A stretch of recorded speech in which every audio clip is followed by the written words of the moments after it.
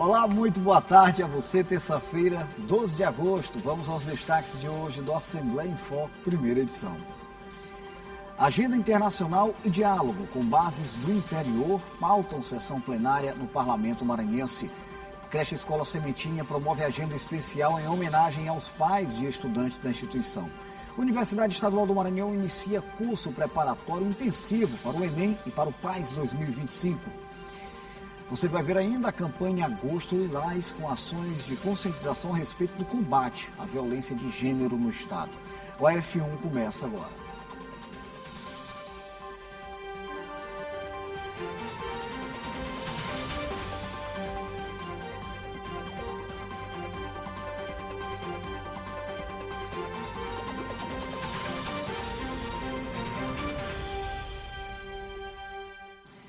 Mais uma vez, muito boa tarde a você que acompanha a programação da TV Assembleia. Amanhã desta terça-feira foi movimentada também no âmbito do plenário com a realização da primeira sessão plenária da semana. Alguns parlamentares utilizaram a tribuna. O repórter Joelson Braga acompanhou de perto e fala com a gente agora ao vivo, trazendo já o resumo. Ô Joelson, é com você, muito boa tarde. Olá, Ronald, boa tarde a você, boa tarde a todos que nos assistem. O plenário agora já está vazio, nós falamos aqui de uma das tribunas da casa.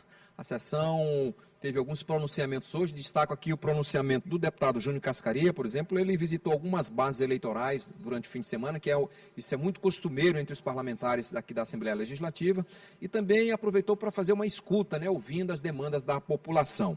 O deputado Cláudio Cunha também ressaltou as obras que vêm sendo desenvolvidas pelo governo do Estado, principalmente aquelas obras que melhoram a infraestrutura das estradas, e citou muitas obras na Baixada Maranhense. Ele repercutiu essas obras, falando que elas melhoram a integração de toda a região e melhora o desenvolvimento do Estado do Maranhão.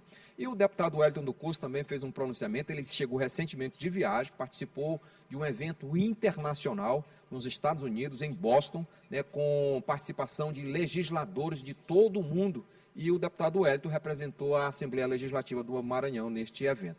Portanto, estes foram os pronunciamentos hoje aqui na Assembleia Legislativa, um resumo do que os deputados falaram nesta manhã de terça-feira aqui na Assembleia Legislativa do Maranhão. E eu volto com você, Ronald, desejando a todos uma excelente tarde. Ok, Joelson, muito obrigado pela participação. O governo do Estado, por meio da Secretaria Estadual da Mulher, tem intensificado as ações de conscientização a respeito da importância de se combater a violência de gênero.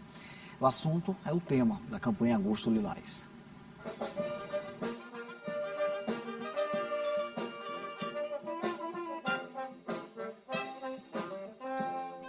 O gesto simples de entregar ventarolas embalado pelo som da Polícia Militar veio acompanhado de um chamado para refletir e agir contra a violência de gênero. A gente tem que falar mesmo, porque senão como é que vai ser para nós mulher? Não? Eu acho que a gente tem que reclamar as coisas, tem que falar mesmo. A ação aconteceu na Praça Deodoro, na capital, em um ato simbólico de lançamento da campanha Agosto Lilás, Vozes contra a Violência. A mobilização estadual, articulada pela Secretaria de Estado da Mulher, tem o objetivo de sensibilizar a população sobre o enfrentamento à violência de gênero e fortalecer a rede de proteção às mulheres. A mensagem será reforçada durante o mês em todo o estado, com parcerias entre várias instituições. Reforça também a importância da Lei Maria da Penha, que este ano completou 19 anos como instrumento de direito e de punição da violência contra a mulher. Este é um grito de socorro de mulheres que já sofreram feminicídio, de famílias que são destruídas, mas também de mulheres que estão aí no anonimato, que estão tentando vencer essa violência de forma anônima, às vezes sem um socorro presente. E o governo do estado do Maranhão tem várias iniciativas que vão de encontro com essa violência. Você tem a dúvida que nós temos mais que realmente que comemorar 19 anos de Lei Maria da Penha, que foi esse diferencial no enfrentamento à violência contra as mulheres, mas também é uma maneira também de chamar a atenção para as pessoas, para que se entenda que não é a lei que transforma a realidade. as pessoas se importarem com a vida das outras, é política pública, é investimento, a fim de que a gente tenha a possibilidade tanto de salvar a vida das mulheres, também como de proporcionar melhores condições de vida. Os números revelam a gravidade e a urgência em falar sobre a violência de gênero. De janeiro até 10 de agosto deste ano, foram registrados 34 feminicídios em todo o Maranhão. Por isso, o Agosto Lilás vai além de uma campanha. É também um chamado a romper o silêncio, escutar, acolher e agir. E embora os números de denúncias eles vêm aumentando, é sinal de que as mulheres têm consciência dos canais de comunicação, de como funciona a rede de proteção à mulher, ainda é importante trabalhar nas políticas de enfrentamento ao combate do feminicídio, para que essa chaga, que é uma chaga social, ela possa trazer números melhores no futuro e a gente consiga realmente erradicar o feminicídio da nossa sociedade. Todas as pessoas que conhecem mulheres que passam por situação de violência têm que se movimentar a fim de que a gente tenha a possibilidade de que aquela mulher que não consegue sequer levantar a cabeça para pedir ajuda para uma pessoa próxima ou ir numa delegacia, mas que tem alguém que está perto, que está vendo o que está acontecendo e que vai pedir providências. Então, essa questão de colocar voz para esse problema tão grande é mais do que necessário. É sempre uma pauta muito importante. Olha, com o objetivo de otimizar as atividades de trabalhadoras do campo da zona rural de São Luís, um projeto de capacitação está apostando na aliança entre a teoria e a prática. Na oportunidade, engenheiros e professores universitários oferecem conhecimento sobre manejo e aumento de produção.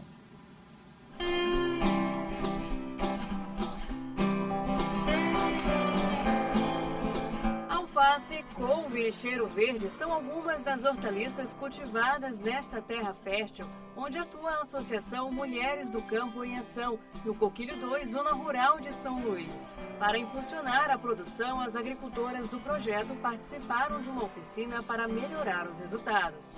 É de grande importância, né, para as mulheres da associação trabalhar de forma coletiva. A nossa associação ela abrange várias como é que eu posso falar? Tem vários segmentos. Tem as do artesanato, tem a menina que faz a geleia, tem a que faz o licor. A gente participa de várias feiras, vários eventos no estado mesmo. Mas a finalidade dela principal é a agricultura, é buscar políticas públicas para fomentar a questão da agricultura familiar para as mulheres e o seu entorno. A oficina começou com a parte teórica, tendo como instrutores engenheiros agrônomos e professores da Universidade Estadual do Maranhão. Essa oficina vai ser uma oficina de canteiros sintrópicos e a gente vai fazer uma oficina com base na agroecologia, né? Estruturando os canteiros a partir do que a gente tirou da natureza, troncos, folhas secas, e aí a partir disso a gente vai estruturar os canteiros e diversificando eles, né? Com tudo que as mulheres aqui do campo de Coquilho já produzem, alface, maxixe, pimenta, mamão e algumas árvores, né? Fruteiras que a gente também fez uma prática de oficina de enxertia há uma semana atrás, e aí essas mudas a gente também vai inserir nesses canteiros. Apesar de precisarem de cuidados diários, esses tipos de hortaliças são mais fáceis de cultivar e crescem rápido, o que permite uma colheita contínua e ainda tem boa saída no mercado. Por isso, essa oficina é uma oportunidade valiosa para essas produtoras da agricultura familiar. Maria da Paz trabalha com a terra há muitos anos, mas fazer parte da cooperativa ajudou a aumentar a sua produtividade. Tem coco, acerola, cupuaçu, tem o pomar de cupuaçu, tem jussara, tem buriti, tem tudo em conta, assim, de fruta que a gente quer comer, tem. E aí isso é muito importante para a gente mostrar, né, que a gente produz essas frutas. A gente está lidando com produtos não agrotóxicos, né, naturais. São produtos frescos na hora que a gente aprende a manusear a terra, a quantidade de adubo, de insumos, né, as sementes de boa qualidade, né. Então, isso é muito prazeroso, né? Além do cultivo das hortaliças, a oficina também aborda o plantio de plantas medicinais. A gente vai falar sobre as propriedades, os perigos, o que a gente pode ter em casa, o que não seria apropriado a gente ter. E fora isso, a gente vai fazer uma prática com elas sobre canteiros. A gente vai fazer uma estrutura de canteiro, mostrar para ela quais as funções dos canteiros, porque não é só ter a planta em si. O grupo de produtoras rurais é acompanhado pela Agência Estadual de Pesquisa Agropecuária e Extensão Rural, a ARGEP. e garante assistência técnica. A gente trabalha aqui desde o início de formação do grupo de mulheres, né? No processo de assistência técnica, orientação, desde o plantio até a comercialização. Dentro dos trabalhos que a GEP já desenvolveu, aqui com o grupo, a gente trabalha a elaboração de projetos para eles acessarem as políticas públicas de compras governamentais, como o PA, PROCAF, e orientação mesmo no campo sobre a assistência técnica do plantio à comercialização. A estrutura para o plantio adequado ainda está em desenvolvimento. Uma das dificuldades é a falta de um sistema de irrigação. É aí que entra o trabalho árduo de regar manualmente todo o cultivo. Uma das nossas principais necessidades é que, como a horta é uma horta agroecológica, é para a gente usar o que a gente tem. A gente precisa urgente de uma forrageira para poder triturar o que a gente vai fazer as coberturas dos canteiros e irrigação, porque não tem condição da gente molhar uma horta desse tamanho para várias mulheres, né, que é da associação, com um irrigador de 5 litros. Cada uma pega um irrigador de 5 litros, a gente passa a tarde inteira molhando para poder a planta produzir. A cooperativa reúne mulheres de várias comunidades da zona rural de São Luís. Para a professora da UEMA, a oficina é importante para dar mais oportunidades às produtoras e valorizar a agricultura familiar. Aumenta a produção delas, né? Porque ao invés de um canteiro que elas tinham apenas coentro, elas diversificam esse canteiro plantando uma diversidade de culturas, árvores, culturas anuais, e aumenta essa produção porque elas vão otimizar essa área. Aqui elas se juntam com a força de quem planta futuro. Mulheres que cultivam a terra e ampliam com mãos firmes e corações unidos a presença feminina na agricultura do nosso estado.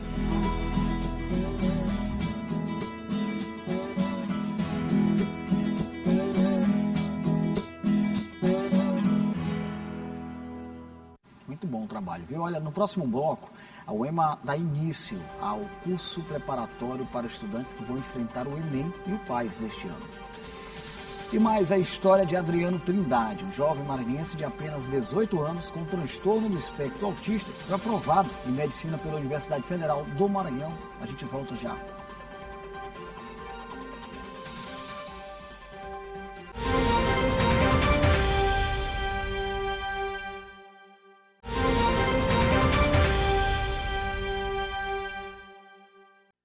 Estamos de volta e para conhecer um pouco da história de um estudante dedicado, o Adriano Trindade, de apenas 18 anos, com diagnóstico de transtorno do espectro autista, aprovado em um dos cursos mais concorridos do Brasil, curso de Medicina da Universidade Federal do Maranhão e também no curso de Matemática da UEMA. Vamos acompanhar os detalhes dessa história.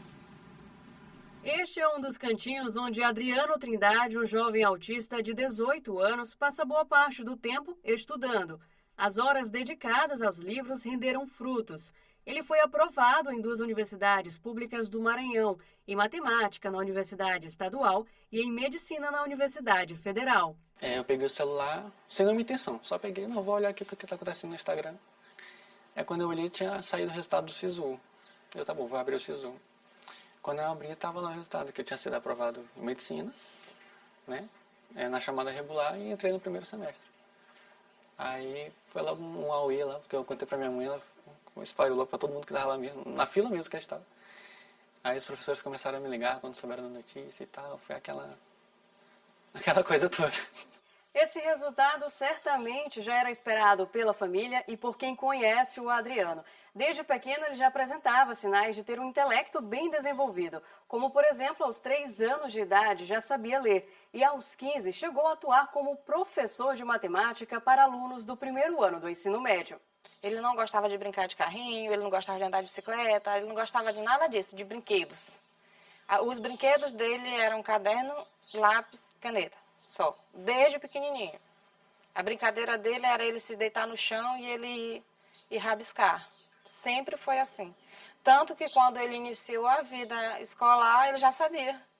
Adriano frequentou o Núcleo de Atividades de Altas Habilidades, Superdotação Joãozinho 30 do Governo do Estado, onde se destacou em matemática e musicalidade. Um de seus momentos marcantes foi ao piano, em apresentação no Palacete Gentil Braga.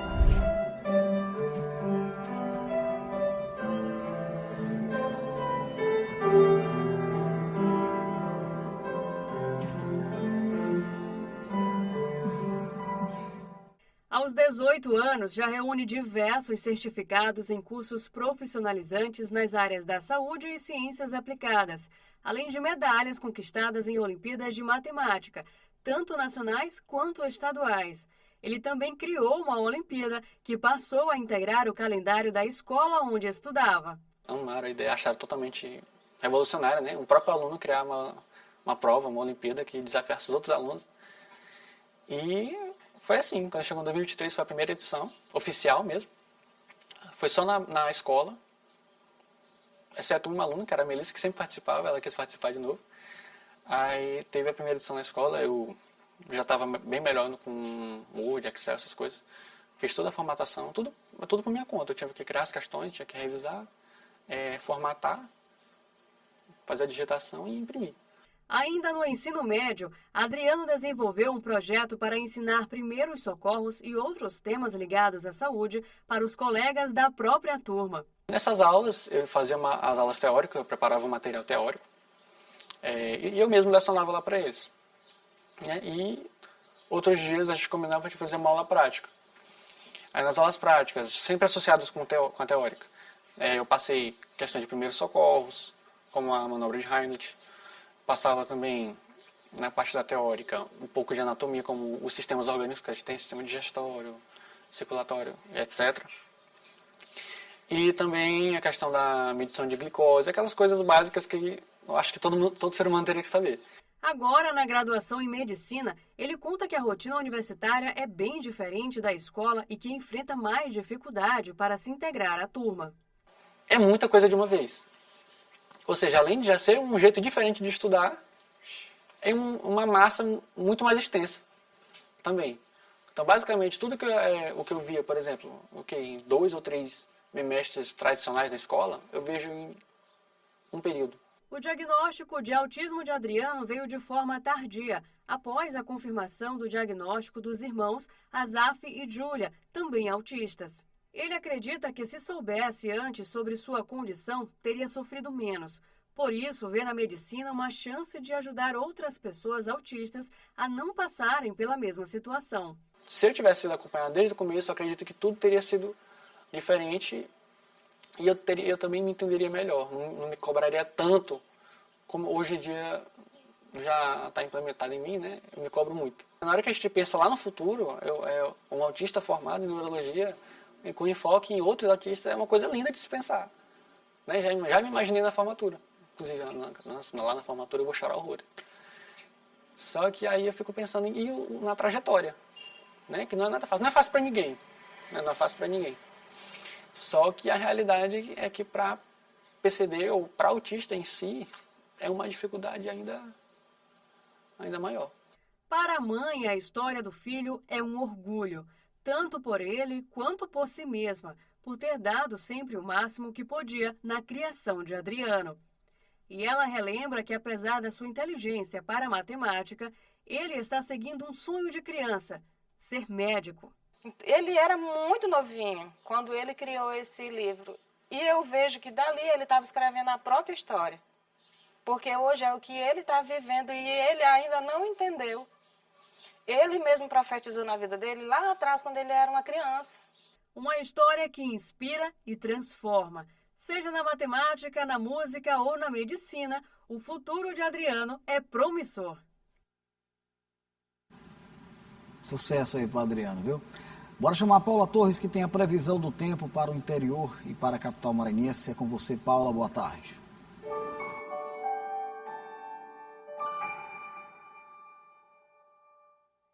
Boa tarde, Ronald. Boa tarde para você que está com a gente aqui no AF1. Vamos à previsão do tempo para essa terça-feira. Aqui na capital, o dia amanheceu com o tempo aberto e a previsão é de chuva escassa para essa terça, com os termômetros variando entre 25 e 30 graus. Já em São Roberto, o sol aparece com algumas nuvens, sem chance de chuva na região. À noite, o tempo fica firme, mínimas de 25 e máximas de 30 graus.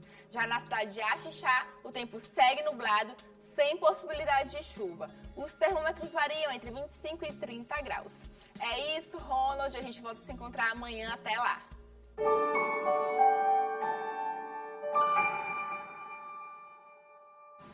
Valeu, Paulo, muito obrigado. Olha, de olho em dois dos grandes desafios para os estudantes que querem ingressar ao ensino superior, a Universidade Estadual do Maranhão deu início a um curso preparatório intensivo. O foco é o Exame Nacional do Ensino Médio e o vestibular da própria instituição. A Universidade Estadual do Maranhão iniciou o intensivo preparatório para o Enem e o PAS 2025. As aulas são transmitidas ao vivo pela plataforma Gonçalves Dias e vão revisar os principais conteúdos cobrados nas provas, com foco nos temas mais frequentes. Lá o estudante vai ter acesso a muitos materiais. Ele acompanha nossos professores, ele tem acesso a uma apostila digital, ele pode imprimir, ele pode só acompanhar, né? E interagir com os nossos professores. Lá a gente vai ter uma equipe de plantão e os estudantes poderão expressar suas dúvidas, dar suas opiniões, que serão repassadas, os professores vão responder online na própria live. E o estudante que não conseguiu acompanhar as aulas, ele pode acessar as aulas dos dias anteriores. Além das revisões, o projeto oferece análise das obras literárias obrigatórias, resolução de questões de edições anteriores e aplicação de simulados online. No ano passado, mais de 2.400.000 contas foram alcançadas, consolidando o preparatório como referência no Estado. É uma oportunidade muito grande para os filhos dos trabalhadores, das trabalhadoras maranhenses, né, que não podem pagar um cursinho particular, porque é muito caro, né, diga-se de passagem.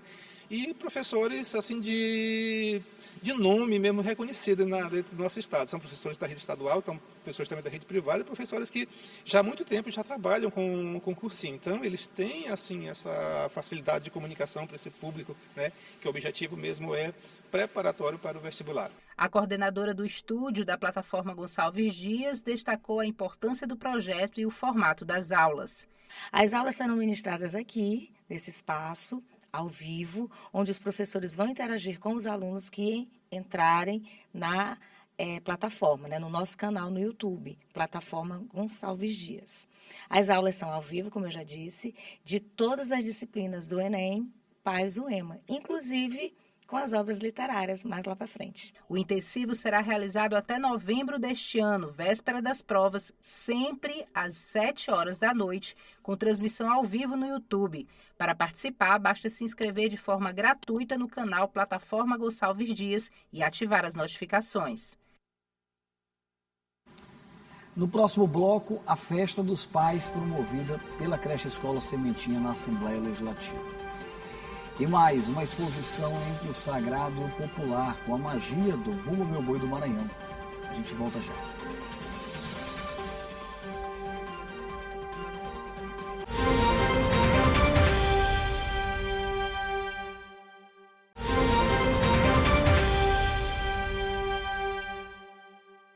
Estamos de volta na Creche Escola Sementinha. Um dia especial, como programação foi montada pela instituição mantida pelo Grupo de Esposas de Deputados do Maranhão para homenagear os papais. Isso em razão, claro, da celebração do último domingo. A repórter Stephanie Souza tem as informações. Em comemoração ao Dia dos Pais, a Creche Escola Sementinha realiza uma programação especial voltada com muita interação para os pais, né, com os filhos. E para falar sobre essa programação especial, eu converso agora com a diretora da Creche Escola, a Cíntia Vieira. Cíntia, fala um pouquinho para a gente sobre a programação e esse momento importante. O pai, ele tem um papel fundamental na vida de cada filho.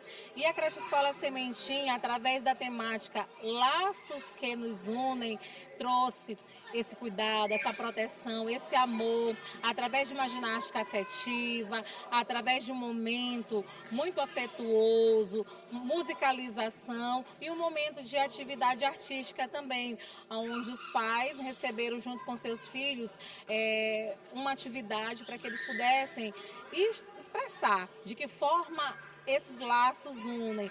Tiveram pais que fizeram corações, que fizeram a junção, o caminho das mãozinhas, enriqueceram com os filhos. Foi um momento muito divertido, prazeroso, afetuoso, onde a escola oportunizou para que esse amor ele se eternize em cada ação, em cada momento e virem memórias afetivas dessa relação entre pais e filhos. Obrigada, Cíntia. E agora a gente conversa também com um dos pais que está aqui com os 2 filhos já no colo, que é o Lucas Cardoso. Lucas, fala um pouquinho pra gente sobre a importância, né, desse momento de estar interagindo com os filhos. É um momento assim surreal, um momento muito importante para a gente, ver a alegria nos olhos dos nossos filhos ao ver os pais participando de uma atividade. Então a gente sempre está aqui participando das atividades que a creche está proporcionando, tá certo? Então todas que tem Dia das Mães, Dia dos Pais, a gente faz questão porque a gente vê o empenho das crianças em realizar atividades sabendo que os pais estão vindo aqui para poder comemorar. E é um momento de confraternização também entre os servidores, entre as famílias, que é muito importante nesse papel de ensino-aprendizado no crescimento das nossas crianças. Obrigada, Lucas. Então é isso, momento de afeto, de muita interação entre pais e filhos para comemorar o Dia dos Pais aqui na creche Escola Sementinha. Stephanie Souza, de volta para a TV Assembleia. Valeu, Stephanie. Obrigado. Muito obrigado a você. Obrigado a Cíntia, diretora da creche Escola Sementinha. Também ao Lucas Cardoso, que demonstrou força aí, hein, segurando os filhos. Um momento muito especial. Pai também é sinônimo de força, claro, viu? Parabéns a todos os papais dos estudantes da creche Escola Sementinha. E parabéns pela homenagem também. Agora nós vamos falar sobre cultura, com uma exposição que mostra um pouco da magia de uma das manifestações culturais mais fortes do Brasil, o Bumba Meu Boi do Maranhão. Uma viagem entre o sagrado e o popular que reúne fé, arte e devoção. O Bumba Meu Boi iniciou nos barracões e terreiros de religiões de matriz africana e afro-brasileira, que aos poucos foi expandindo o seu público e se integrando à cultura do estado. Hoje é a maior representação folclórica do Maranhão.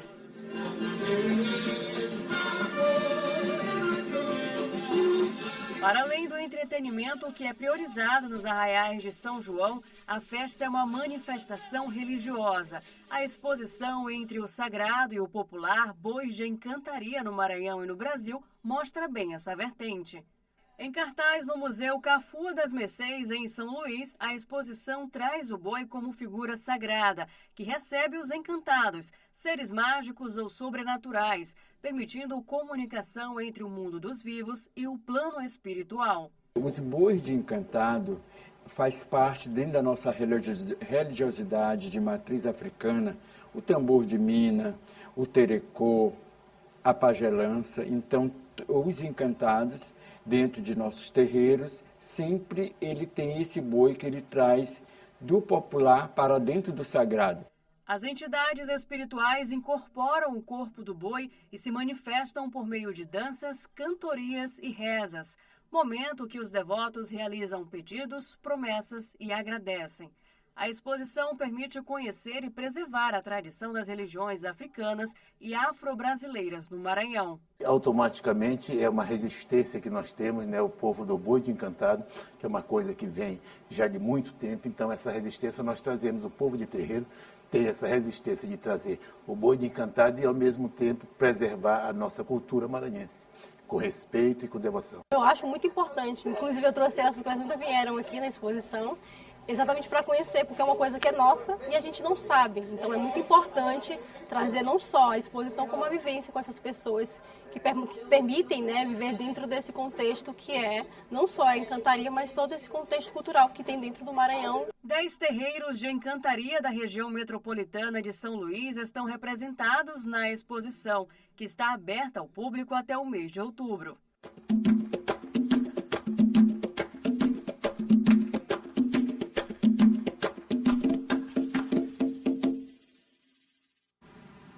A Assembleia em Foco, primeira edição, vai encerrando por aqui. Muito obrigado pela sua companhia, uma excelente tarde e até amanhã.